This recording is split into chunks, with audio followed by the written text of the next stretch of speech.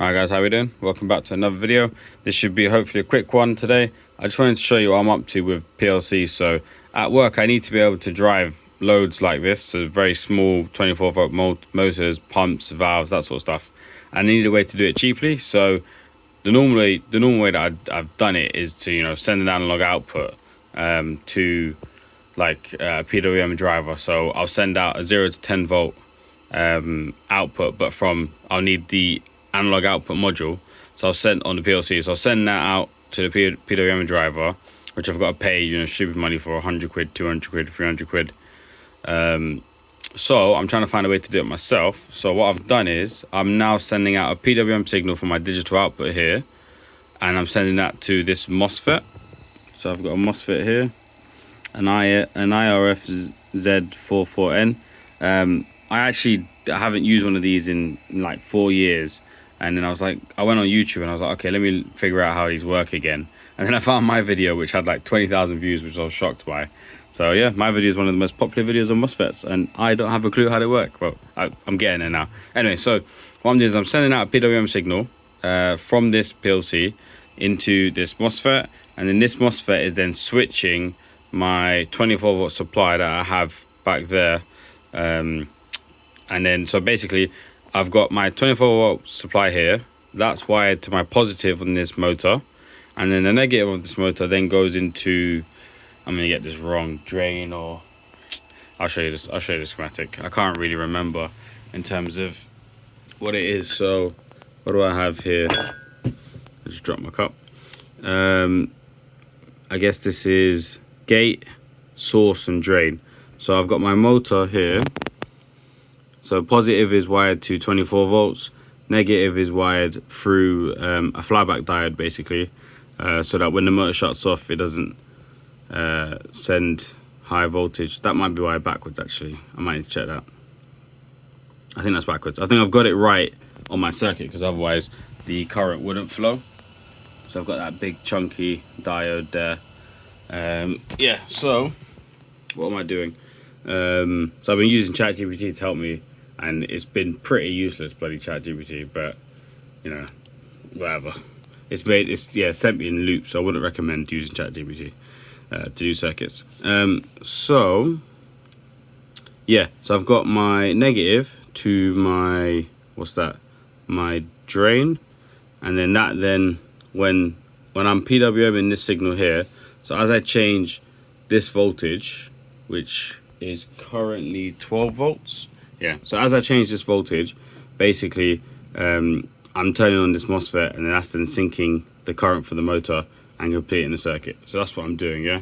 And then if you have a look over here on tier portal, I'm using a control PWM block, which is then giving me it's just sending out a 50% duty cycle into my PWM output, basically. And then if I've got a switch on my rig, which if I switch it, it'll go from 50% duty cycle down to 20% duty cycle, and then if I turn it off, it'll go to 0%. So let's take you over here. That's my switch that I'm on about. So that's currently in left position. If you have a look at my scope, I've got 12 volts, which my meter is also reading. So if I turn that to the middle, I've now got 0 volts on my PWM output, 0 volts there. Let's try and not jog this. Let's put my elbow on it, so the motor's going to move. So if I go to the right, there we go, we've got 4.8 volts, which is confirmed there, average of 5 volts. And then now I'm PWMing my motor, and so at the moment I'm going at either 100 millisecond duty cycle, or 100 millisecond PWM, or 50 milliseconds. So I might go faster, but yeah, I'm not sure how fast PLC can really go. You can see the digital output there flicking on and off. But the great thing about this is, if I stick it on some board like this, and then just get a PCB and made up properly, and then get that in some DIN-rail mounting case, that will be like 20, 30, 40, 50 quid max for me to be able to drive any of these small pumps, motors, or valves. And I'll be able to do that much cheaper than if I was to buy. So that saved me already the analog output module, which is bloody 300 quid, 400 quid, depending on which one you get. So I've saved that already on a product, and then on top of that, I'll be saving any PWM driver that I need as well, because literally I can PWM from here, and then I'm just switching this MOSFET. This is a bit of a pain. It did require some resistors, and yeah, it's just a bit of a contraption really, but it's been fun to get back into electronics. I prefer the software PLC world. I don't really want to do electronics that much, but it's kind of where I started, so maybe I should embrace it some more. So next on my agenda is to make a proper schematic of this thing, of this concoction that I've got here.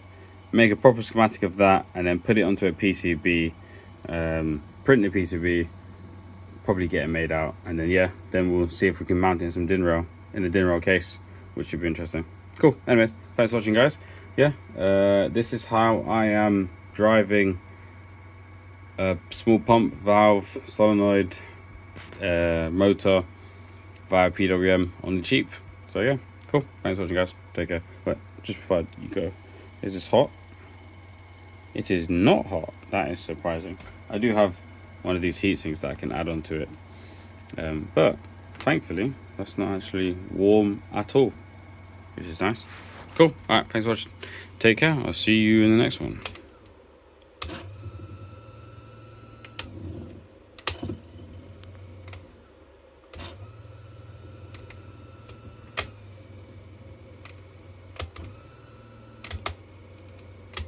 Pretty cool, isn't it? All right, quick update. It's now 24 hours later, and I've now gone from my breadboard to a little bit of perf board. Some absolute dodgy soldering underneath, but so I've got my 24 volt PWM input here. I've got my 24 volt power supply here. I've got my two motor terminals in here to there. So if I switch my switch now again, I should now be able to run this thing. There you go. So that is at I think that's biasing the MOSFET at 4 volts, and then I can go